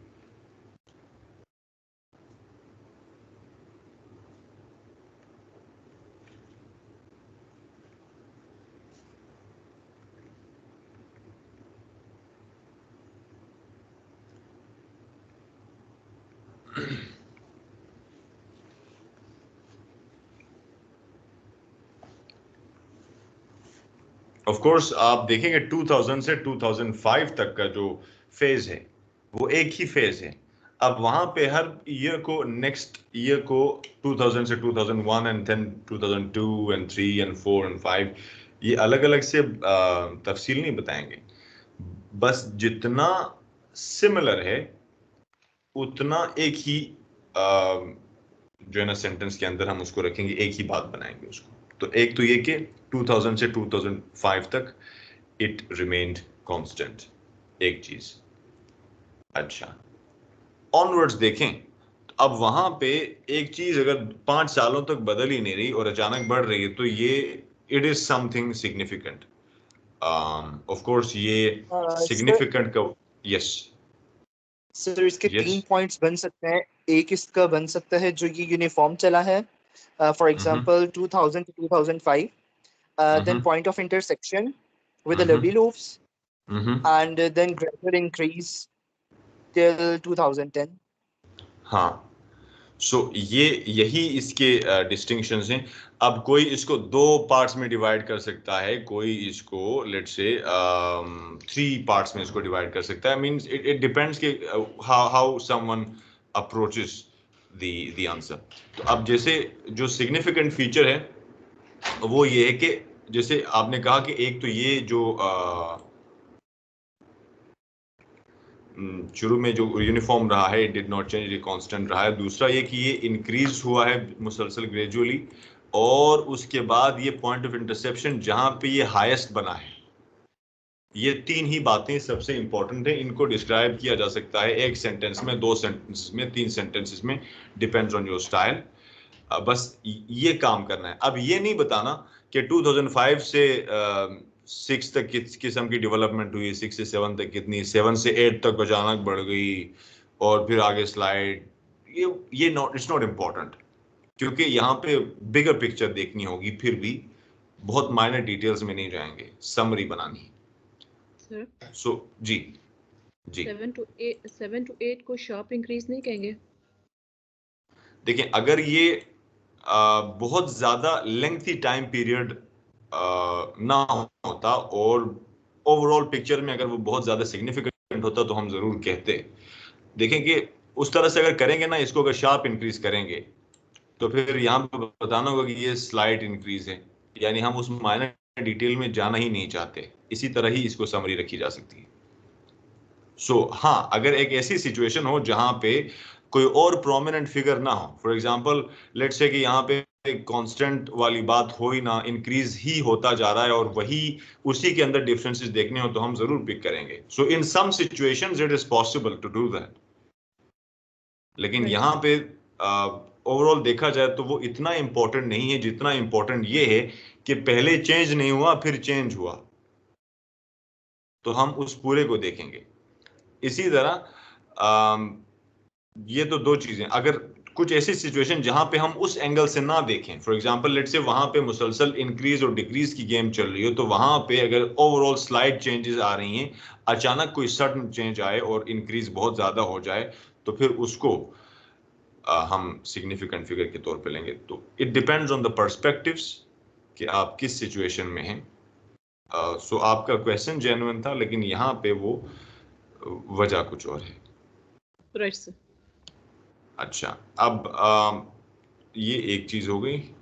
तो अब कंपैरिजन की बात करते हैं, समराइज की तो मैंने बात की, कंपैरिजन देखें, कंपैरिजन दो तरह से होती है। एक कंपैरिजन होती है किसी एक फिगर से, एक चीज से, और एक कंपैरिजन होती है सबसे। तो एडजेक्टिव्स जैसे होते हैं comparative adjectives and superlative adjectives, both of the adjectives are actually used to compare. Comparative adjective होता है कुछ लोगों के बीच में कंपैरिजन कराने के लिए। For example, he is taller than him, she is smarter than her, इस तरह, ये दो तीन लोगों के बीच में। अगर सब के सब में अगर कंपेयर किया जाए तो फिर सुपरलेटिव, जिसमें शुरू में द आएगा और उसके बाद superlative adjective. For example, he is the tallest in the class, this is the latest trend in the market, this is the newest building in the area. वो भी कंपैरिजन ही है, वहां पे सब के साथ कंपेयर किया जा रहा है। अच्छा, कंपैरिजन किसी भी एलिमेंट की अपने साथ भी हो सकती है डिफरेंट स्टेजेस में। मिसाल के तौर पे फला नंबर पहले 10,000 था, अब डबल होके 20,000 हो गया। अगर कहीं और कंपैरिजन नहीं बन रही तो वहां पे हो सकती है। सो जब ये हम बताएंगे कि it became the highest figure, तो वो बाकी दोनों के साथ कंपैरिजन हो जाएगी। सो कंपैरिजन वही करेंगे where it is relevant, where it makes sense. हर जगह पे कंपेयर नहीं करेंगे। So we'll have to pick and choose and select कि कौन से वाली बातें हम करेंगे। सो लेट्स सी,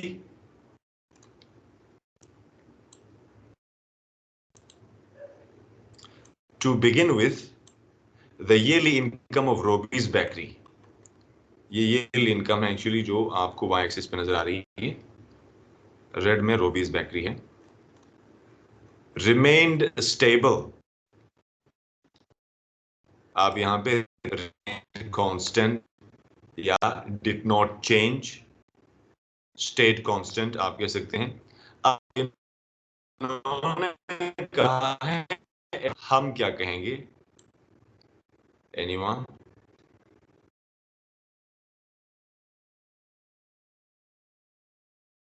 सॉरी, आपने क्या बोला? आपकी वॉइस कट हो गई थी। The text says, the answer says at around 55,000 pounds from 2000 to 2005. लेकिन अगर देखा जाए, ये यहाँ पे है at around, ये कह रहे हैं at around 55,000. We can use approximately. Around is never a problem. I mean, around, approximately, about ये यूज कर सकते हैं, but ये होना चाहिए कि जो नियरेस्ट फिगर है उसके साथ रिलेट किया जाए। Sir, 60,000. हाँ, आप इसको कह सकते हैं अराउंड 60,000, आप कह सकते हैं few thousands less than 60,000। Figure वो यूज करना जो प्रोवाइडेड है। हाँ, यस, ये रेफरेंसिंग की जो बात हुई थी अभी। अच्छा, ये अब देखें, ये भी बता रहे हैं कि ये रिमेन स्टेबल रहा, साथ में फिगर भी, क्योंकि ना हम इंट्रोडक्शन में ये फिगर्स बताते हैं, ना ओवरव्यू में। It is the body paragraph जहां पे हम फिगर्स रखेंगे। अच्छा, subsequently it increased dramatically to just above 100,000 pounds by the end of the graph. It increased dramatically, यानी एक चीज बदल ही नहीं रही, अचानक बढ़ने लगी तो ड्रामेटिकली। आप यहाँ पे अगर ज्यादा एकेडमिक वर्ड यूज करना चाहें तो सिग्निफिकेंटली हो सकता है, वो ज्यादा बेहतर एक्सप्रेशन है थोड़ा सा, अगर सिलेक्शन हो जाए अमंग सेंटेंसेस। अच्छा, by the end of the graph ये 100,000 से ऊपर गई है। इसका मतलब है कि ये नहीं बता रहे कि पहले 60,000 पे गई, फिर से 80 पे गई। जाहिर है कि सारी बातें तो नहीं बताई जा सकती, तो जो इंक्रीज का जो प्रोसेस शुरू हुआ इंक्रीजिंग का, उसके एंड पे ये कहाँ चली है। सो अब यहाँ पे इन्होंने सही रेफरेंसिंग यूज की है कि जस्ट अबव 100,000। यहाँ पे आप जस्ट अबव की बजाय आप कह सकते हैं approximately, around, about, you know, any expression that you like. तो अभी तक इन्होंने सिर्फ समराइज किया, they haven't compared it to anyone. its income overtook that of Lovely Loaves between 2005 and 2006 and became the highest income from 2006 to 2010. ये है comparison कि इसके इनकम ने ओवरटुक किया यानी ओवरटेक किया लवली लोव्स की इनकम को और 2006 से लेकर 2010 तक ये हाईएस्ट ईयरली इनकम रही है. सो जो काम था वो हो गया. Summarize, compare. So we are done with Robbie's bakery. अब आते हैं नेक्स्ट पे जो हमारे पास एस फॉर बर्नीस बंस. अब ये है डिस्कोर्स मार्कर, ये है कोहेसिव डिवाइस जो बता रहा है. जी जी. अच्छा, इट्स जो यूज हुआ है यहाँ पे, आई थिंक इट्स और एक तो अपॉस्ट्रोफी के साथ हम यूज करते हैं और एक विदाउट यूज करते हैं. इनमें थोड़ा सा डिफरेंस है ना कोई? जी हाँ, ये जो है इट्स ITS विदाउट अपॉस्ट्रोफी जो है इस ये बिल्कुल इसी तरह से ये फुल फॉर्म है जिस तरह his, her, their, my, your, ये वो है. इसका इसकी दैट मींस. हाँ, और जो Okay. विद अपॉस्ट्रोफी है वो कॉन्ट्रैक्शन है. जो हम राइटिंग में कॉन्ट्रैक्शंस तो हम वैसे यूज नहीं करते. मतलब इट इज. हाँ हाँ. Okay. वो स्पीकिंग में हम हमेशा यूज करेंगे और राइटिंग में नेवर. क्योंकि थोड़ा सा वो इनफॉर्मल हो जाता है. तो इट्स इनकम का मतलब इसकी इनकम. अच्छा, अब ये अपॉस्ट्रोफी से फिर ये पॉजेसिव केस है यानी कि इनकम ऑफ बर्नीस बंस. तो एज फॉर बर्नीस बंस, यहाँ पे बर्नीस बंस ये उस कंपनी का नाम है यानी सॉरी उस बेकरी का. बर्नी मस्ट बी दी ओनर, तो उसने अपने नाम पे, या जैसे हमारे यहाँ क्या होती हैं पहलवान की रेवड़ियाँ पहलवान से रेवड़ियाँ. सो ये वो है. अच्छा, सो ये What would you call Mamu burger? Mamu's burger? Mamu's burger. I think it is in Murray Road. I think yes. It's in Chandni Chowk. Chandni Chowk. Yes. Once I went there to visit a shop where they repair DSLR cameras. तो मैं वहाँ उसी street में. Yes, I went there. तो Mamu's burger. I have been there. Yeah. It's quite famous. It is Rawalpindi में काफी. Yeah. हाँ. And हाँ. So it's a sport actually for many students, particularly students of colleges and schools. हाँ. अच्छा, so ये है एक लेक्सिकल आइटम की जो कनेक्ट कर रहा है आइडियाज को. तो अब देखें, टू बिगिन विथ से लेकर यहां तक एक आइडिया डिस्कस हो रहा था, एक एलिमेंट. अब एज फॉर बर्नीस बंस के बाद यहां से यहां तक दूसरा, ये है आपकी कोहेरेंस. तो कोहेजन के जरिए ही कोहेरेंस आती है. ऑर्गेनाइजेशन के लिए यू नीड कोहेसिव डिवाइसेस. तो कोहेसिव डिवाइसेस से होती है, उसी की वजह से ऑर्गेनाइजेशन होती है, तरतीब, विच इज कोहेरेंस. सो अब यहां से आगे ये बात कर रहे हैं बर्नीस बंस की. सो बर्नीस बंस आप देखें तो इसमें यहां तक फ्लक्चुएशन भी है, इंक्रीज भी है, फिर यहां पे इट रिमेन कांस्टेंट, और फिर उसके बाद फ्लक्चुएशन है और फिर इंक्रीज है. अब इसकी समरी के अलावा अगर इसकी कंपैरिजन के लिए देखा जाए तो क्या कंपैरिजन बनती है. तो देखें, कंपैरिजन जैसे मैंने पहले कहा, या तो किसी भी एक एलिमेंट से हो सकती है, या सब के साथ हो सकती है, या खुद के साथ हो सकती है. अब अगर इसकी सब के साथ कंपैरिजन की जाए तो ये सिर्फ तभी हो सकती है जब इसकी शुरू में जो फिगर है, क्योंकि वो लोवेस्ट है, एंड पे जो फिगर है वो सिग्निफिकेंट नहीं है, क्योंकि it's neither the highest no the lowest. So सब के साथ कंपैरिजन यहां पे ज्यादा सेंस नहीं बनाती. हाउएवर इसकी अपने साथ कंपैरिजन बनती है. 3 time increase. more than 3 times. हाँ, yes, more than 3 times है, क्योंकि 20,000 से स्टार्ट होती है and it goes beyond 60,000.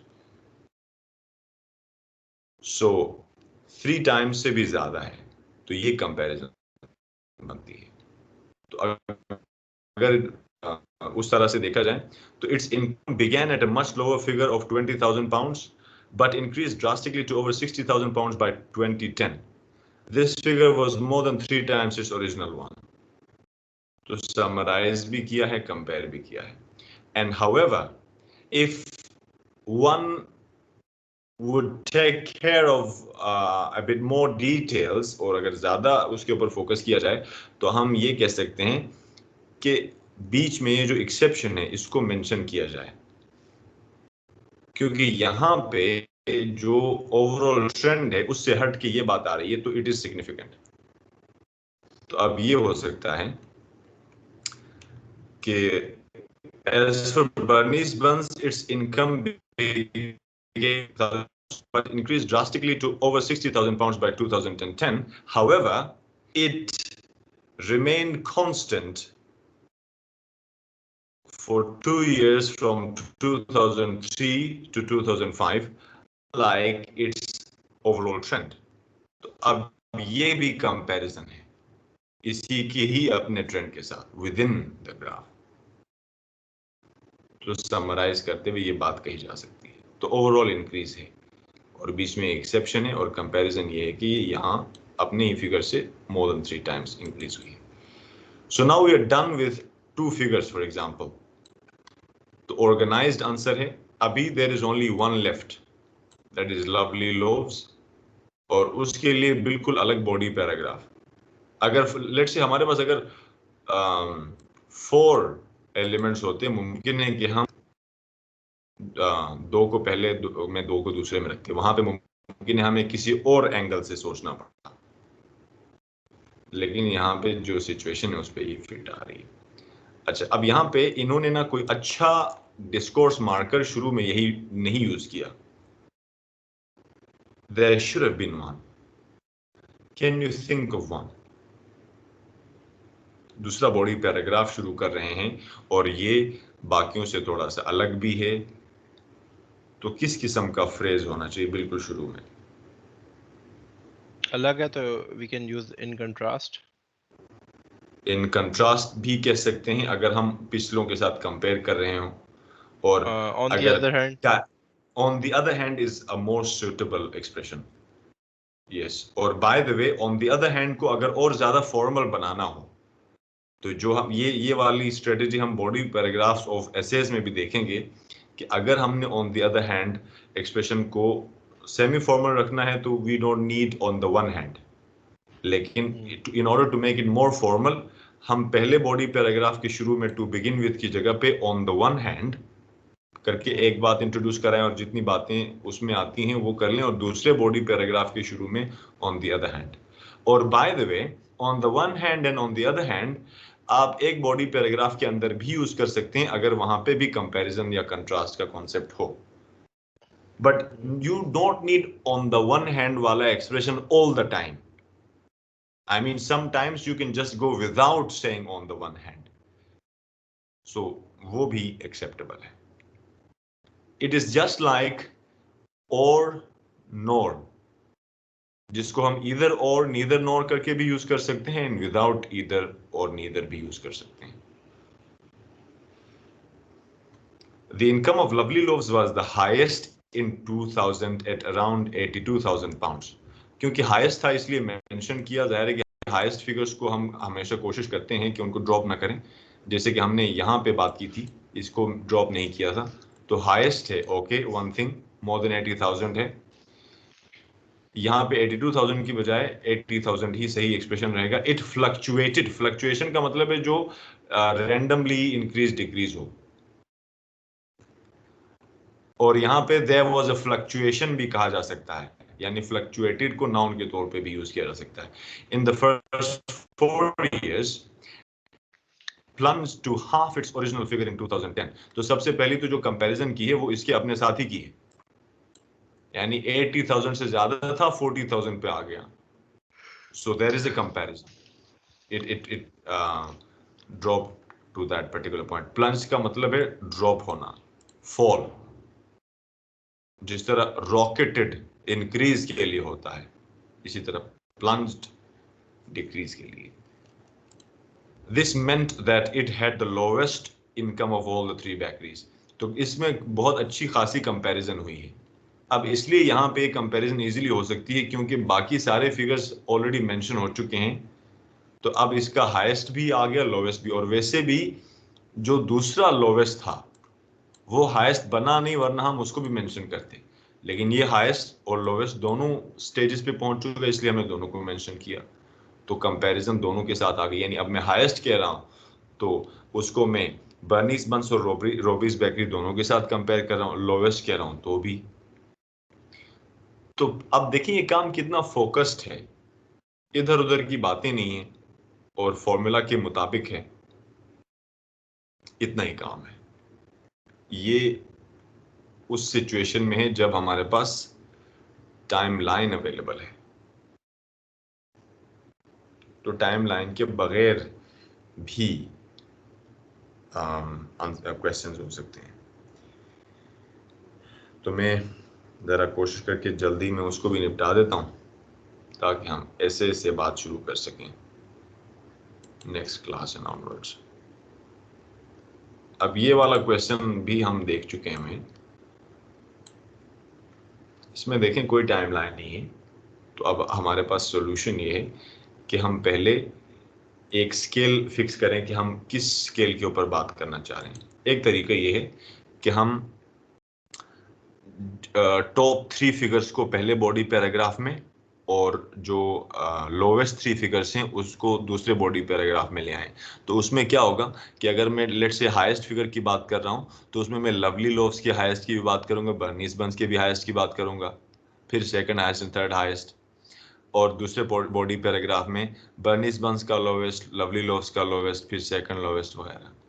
लेकिन वो फिर हमें देखना होगा कि किस क्वेश्चन में कौन सा काम इजी है.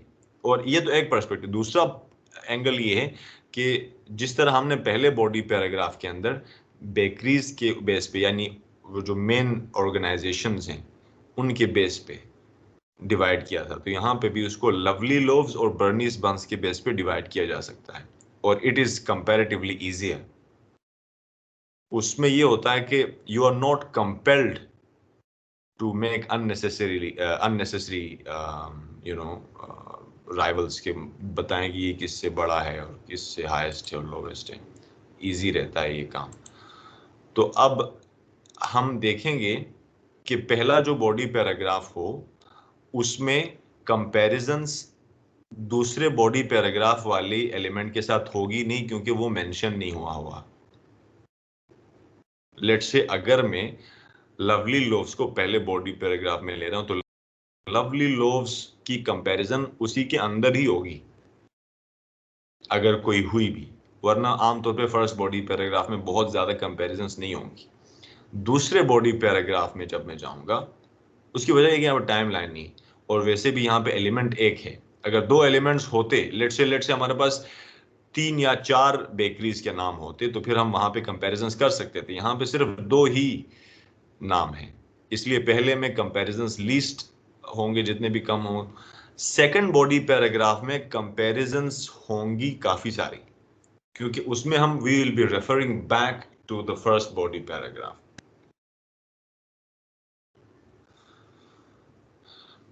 सो अब देखते हैं कि हाईएस्ट अगर देखा जाए तो बर्नीज बंस है, तो उससे भी शुरू करना बेहतर होगा. तो फॉर बर्नीज बंस करके हमने शुरू किया पहला बॉडी पैराग्राफ. ये भी डिस्कोर्स मार्कर है. लेकिन यहाँ पे इन्होंने फिर सेकंड बॉडी पैराग्राफ में कोई अच्छा कोहेसिव आइटम यूज नहीं किया. There should have been one, जिससे हमने पहले भी बात की. तो यहाँ पे हम इन कंपैरिजन, इन कंट्रास्ट, या फिर ऑन द अदर हैंड, या फिर एज फॉर लवली लोव्स, ये हम कह सकते हैं ताकि कोई लिंक बन सके 2 बॉडी पैराग्राफ्स के बीच में. So without any adverbial phrase चुपचाप स्टार्ट करना इज अ बिट इनफॉर्मल. थोड़ा सा डायरेक्ट लगता है, इट साउंड्स टू डायरेक्ट, बल्कि यूं कहूँगा। सो फॉर बर्नीज बंस, अब देखें इसके हाईएस्ट एलिमेंट हैं donuts. Nearly 140 donuts were sold every Saturday.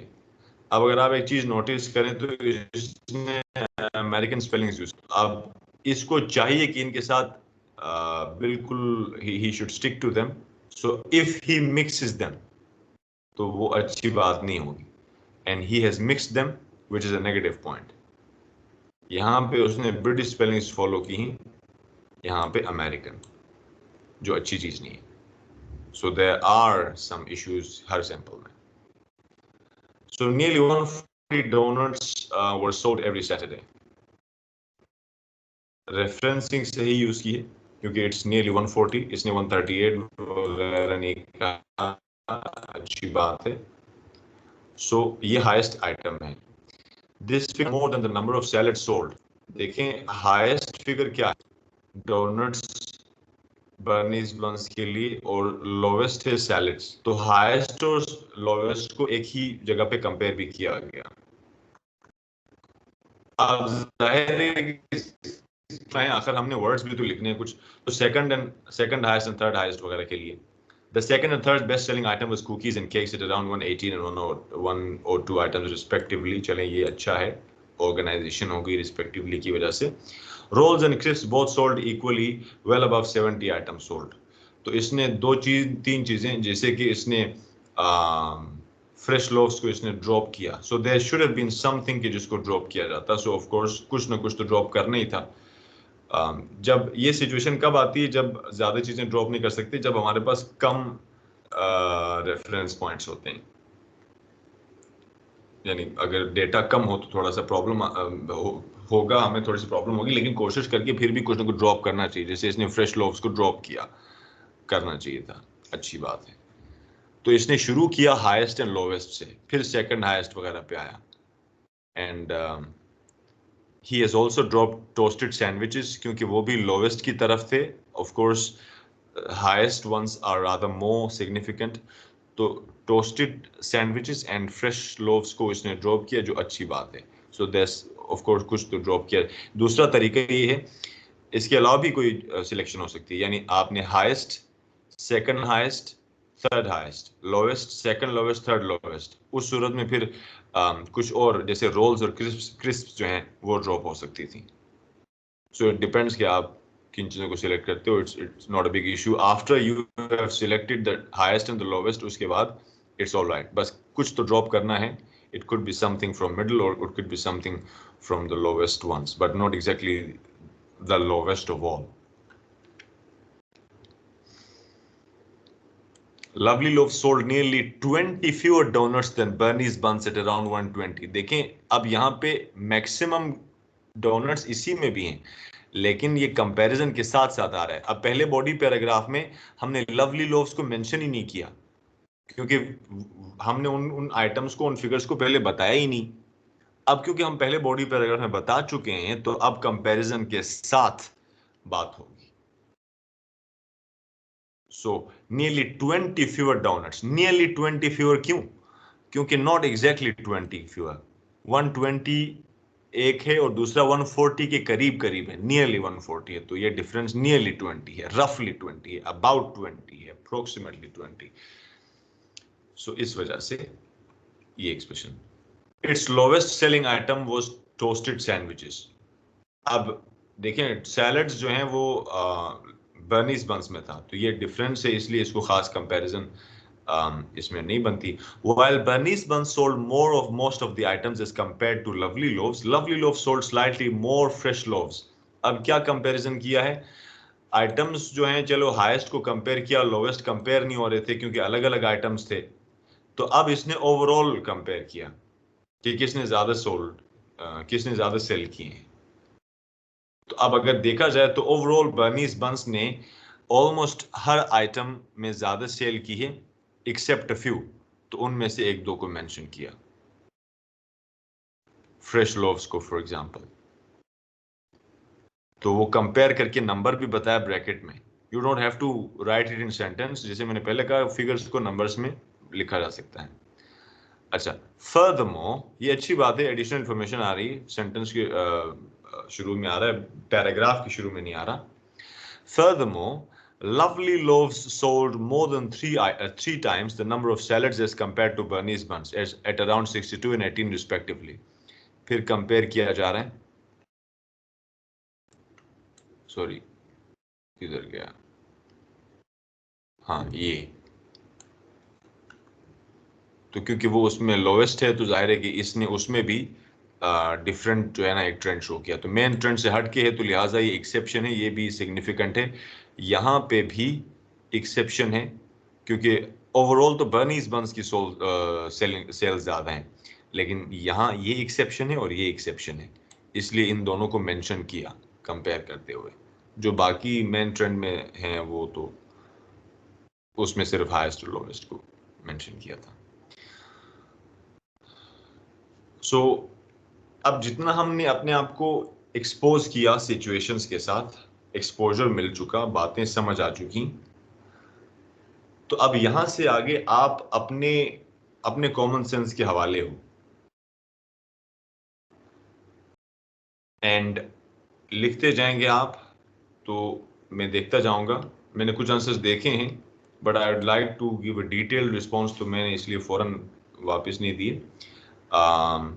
तहसीना, I read your answer.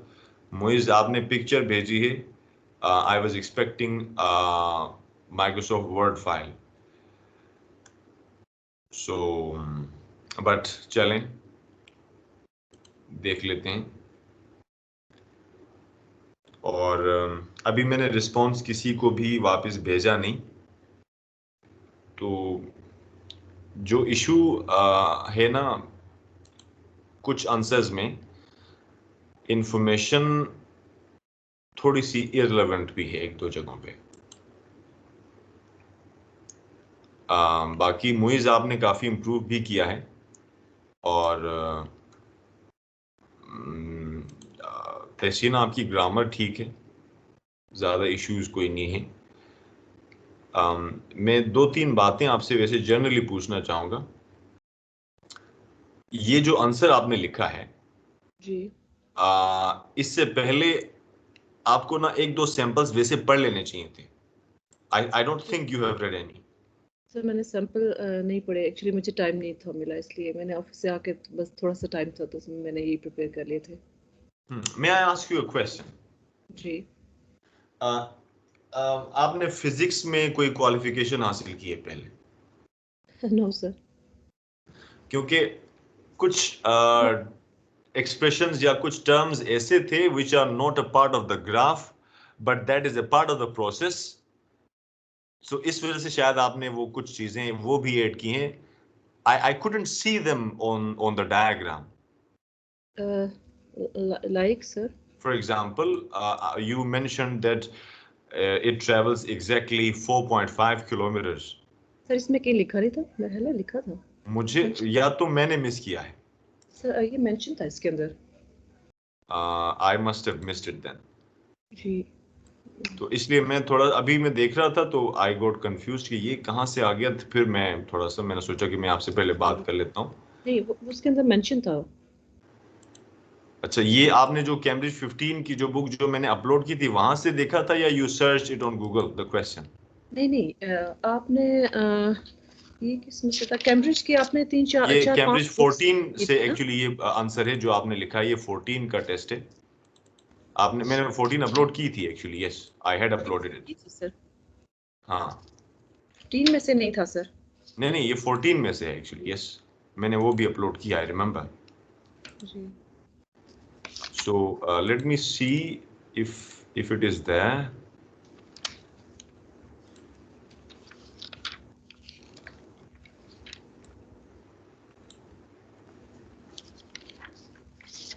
तो आप जरा देखिए, अगर आपके पास प्रिंटेड फॉर्म में अभी है तो could you just confirm? Sir अभी प्रिंटेड फॉर्म में नहीं है, मैं वैसे ही जरा नोटबुक देख रही थी, इसमें मैंने क्वेश्चंस नोट किए। Let me share it on my screen and then I will let you know कि वो क्या है क्वेश्चन, मुमकिन है कि मेरी नज़र से वो ओझल हुआ हो क्योंकि मैं जल्दबाजी में देख रहा था। आई मैं 7 बजे के करीब बैठा था लैपटॉप पे, सो मुमकिन है मुझसे गलती हुई हो। लेट मी सी। सर ये सर 12 में था ये। अच्छा 12 से आपने लिखा है, मुझे लगा कि कोई 14 का कोई क्वेश्चन है। चलें फिर दूसरा होगा जी। ओके ओके, फिर मैंने किसी और क्वेश्चन का आंसर समझते हुए मैं हैरान था कि आपने क्या लिख लिया है। मैं समझ ही नहीं आ रही थी कि क्वेश्चन से रिलेट ही नहीं कर रहा। वो 12 में से था। तो अभी ना वो आंसर लिखते हुए आपने साथ में वो बुक और क्वेश्चन वगैरह मेंशन कर देना ताकि मैं देख सकूं कि किस क्वेश्चन का है। सर मैं चले बाकी मैंने अभी वीकेंड पे बनाऊंगी, फिर मैं उनके साथ मेंशन कर दूंगी सबके साथ। हाँ फिर ठीक है, बस चलें बस फिर सही। Alright then, so for report writing formal classes are over. If necessary, maybe in order to give a feedback on any of the answers, I might want to have a short session. Otherwise, tomorrow and onwards, हम ऐसे के ऊपर बात करेंगे। ऐसे का process थोड़ा सा और लेंथी होगा।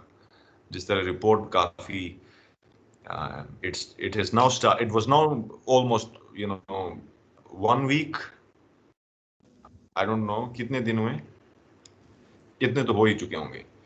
सो काफी दिन हो गए, तो कभी कभार it gets boring and a bit depressing as well, लेकिन let's see कि ऐसे तो ज्यादा इंटरेस्टिंग होगा क्योंकि उसमें आर्ग्यूमेंट्स हो सकते हैं, आप लोग क्रॉस क्वेश्चन कर सकते हैं, बहुत सारी चीजें होंगी।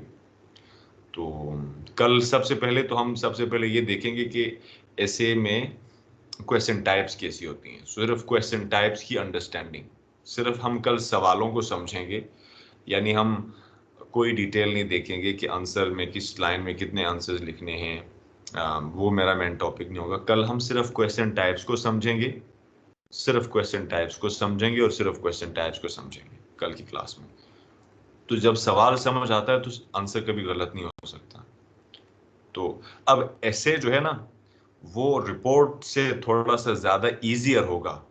उसकी वजह यह है कि रिपोर्ट में you are bound to pick the information जो ऑलरेडी अवेलेबल है। ऐसे में you are free to explore, you are free to invoke your thoughts and ideas, and you're free to argue according to your opinions. You can bring examples from your experience, your knowledge.